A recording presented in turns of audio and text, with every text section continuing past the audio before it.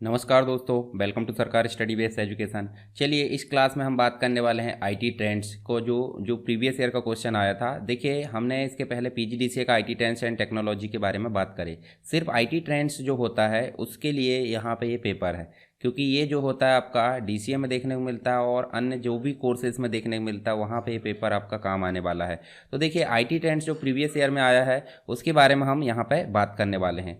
तो यहाँ पे जो टोटल मार्क्स होता है वो होता है आपका 80 नंबर का। 80 नंबर का यहाँ पे होता है और उसके लिए आपको लेना होता है 32, मतलब टोटल 82। 16 नंबर की एक यूनिट आती है, टोटल 5 यूनिट आती है और 5 यूनिट में आपके 10 क्वेश्चन आते हैं। प्रत्येक यूनिट से एक क्वेश्चन करना है, तो इस प्रकार आपके टोटल 5, यानी कि 5 क्वेश्चन आपको करना होता है। 3 घंटे आपको समय मिलता है, 36 पन्ने की कॉपी मिलती है। ये चीज़ आपको पता होगी। अब यहाँ देखिए आपको देखने को मिलेगा, यहाँ पहली यूनिट की अगर बात करें तो क्वेश्चन जो आ रहा है आपके सिंगल सिंगल का मतलब ए और बी ऑप्शन नहीं मिल रहा है, सिर्फ एक ही क्वेश्चन मिल रहा है जो कि आपका 16 नंबर का।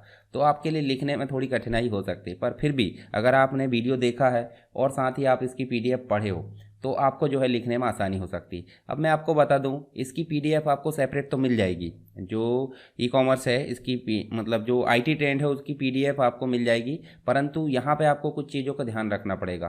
पहली और दूसरी यूनिट में आपको मिलेगा मल्टीमीडिया, और ये मल्टीमीडिया का जो सिलेबस है वो आपको मिलेगा फर्स्ट सेमेस्टर में। पीजीडीसीए वालों को मल्टीमीडिया रहता है उसका पहली और दूसरी यूनिट, मतलब बेसिक मल्टीमीडिया। साथ ही आप देख सकते हैं सेकंड में आपको टेक्स्ट और ऑडियो पर काम करने का है, तो उसकी पीडीएफ भी आप जो है क्या करना है, आईटी ट्रेंड की मल्टीमीडिया की थोड़ी पीडीएफ पढ़ लेना फर्स्ट और सेकंड यूनिट की। उसके बाद आईटी ट्रेंड का सिलेबस मैं आपको यहाँ पे बता दूंगा, ठीक है।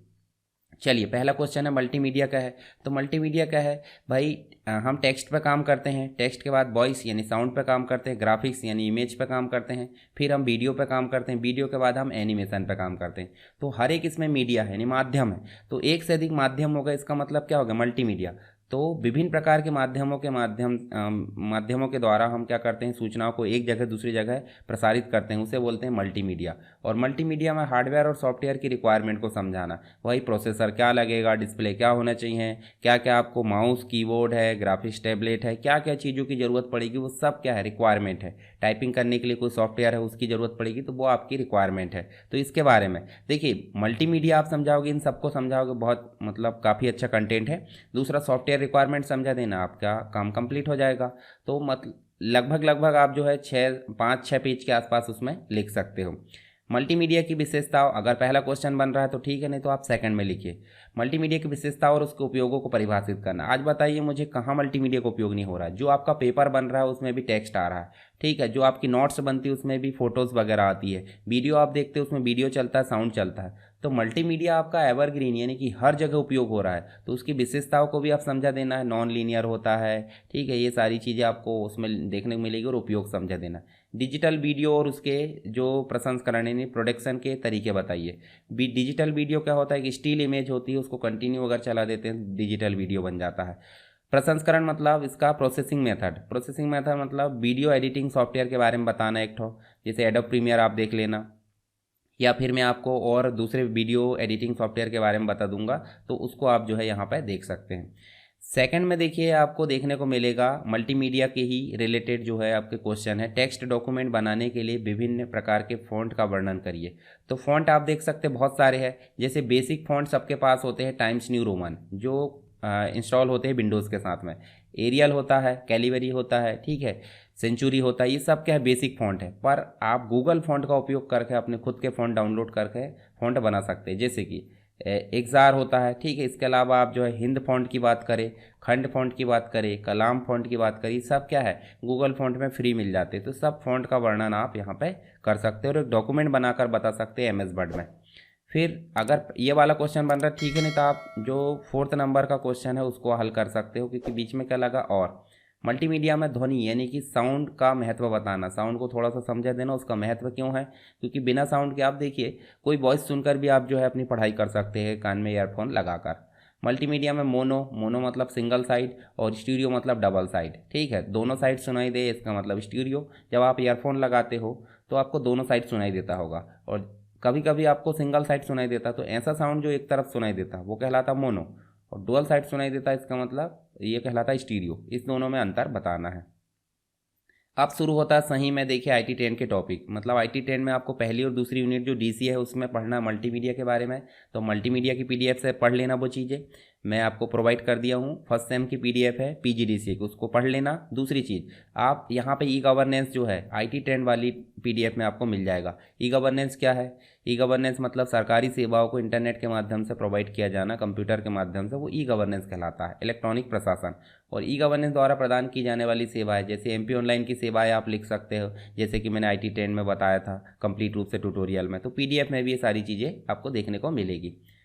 अथवा में दिया है 6 नंबर का, 5th करो या 6th। साइबर क्राइम पूछा गया है। साइबर क्राइम मतलब गलत तरीके से कंप्यूटर का उपयोग करना या कंप्यूटर का नुकसान करना है, कंप्यूटर में रखे गए डाटा का नुकसान करना, ये चीज़ें क्या कहलाती है? साइबर क्राइम के अंतर्गत आती है। तो आप देख सकते हैं जैसे कंप्यूटर का उपयोग करके कुछ लोग बैंक में धोखाधड़ी करके बैंक के पैसे निकाल लेते हैं, SMS आते हैं आपके पास में, वो भी सब क्या है? साइबर क्राइम का ही एक रूप है। साइबर क्राइम के बहुत सारे प्रकार होते हैं, जैसे स्पाईवेयर हो सकता है, मालवेयर हो सकता है, ट्रोजन हॉर्स हो सकता है, इसके बाद फिशिंग हो सकती है। सब क्या है? ये सब आपके साइबर क्राइम के ही कुछ एग्जाम्पल है। तो आप इन सबको समझा देना, सारी चीज़ें आपकी क्लियर हो जाएगी।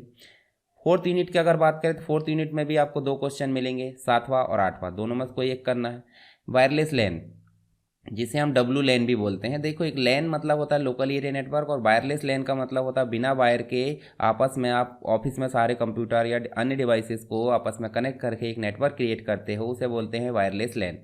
और इसके अंतर्गत देखिए विभिन्न प्रकार की जनरेशन ऑफ मोबाइल टेक्नोलॉजी, जैसे 1G है, 2G है, 3G है, 4G है, 5G है, इन सबको समझा देना है। तो ये आपका यहाँ पर काम कंप्लीट हो जाएगा।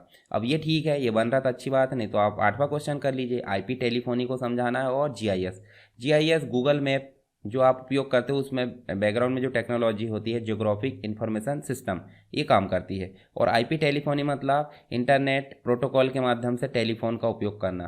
तो कंप्यूटर में जो सॉफ्टवेयर है, देखिए मोबाइल आपका एक डिवाइस होता है, पर मोबाइल का उपयोग न करके कंप्यूटर के माध्यम से आप कॉल करके किसी से बात कर रहे हो, तो इसका मतलब वो कहलाती है IP टेलीफोनी। ये सारी चीज़ आपको मिल जाएगी कंप्लीट वीडियो में, तो वीडियो में आप पढ़ लेना।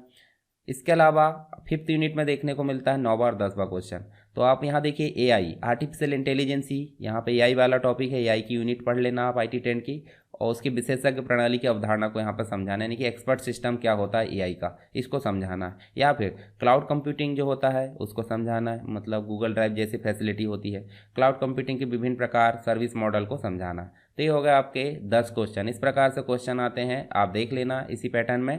पूरे क्वेश्चन तो यही नहीं आएंगे, पर कुछ तो आएंगे या इससे रिलेटेड तो आएंगे, तो आप थोड़ा सा पढ़ लीजिए। IMP क्वेश्चन मैंने पहले से वीडियो बनाकर रखा हूँ, टेलीग्राम में आपको मैं लिंक प्रोवाइड कर दिया हूँ और कर दूंगा, उसमें आप देख लेना इंपॉर्टेंट क्वेश्चन के वीडियो, PDF पढ़ लेना, वीडियो देख लेना कंप्लीट वाला, तो आपका काम कंप्लीट हो जाएगा। वो अलग से कोई चीज़ पढ़ने की ज़रूरत नहीं पड़ेगी, आप लिख कर देख लेना एक बार चाहे तो चलिए मिलते हैं नेक्स्ट क्लास में, तब तक के लिए जय हिंद।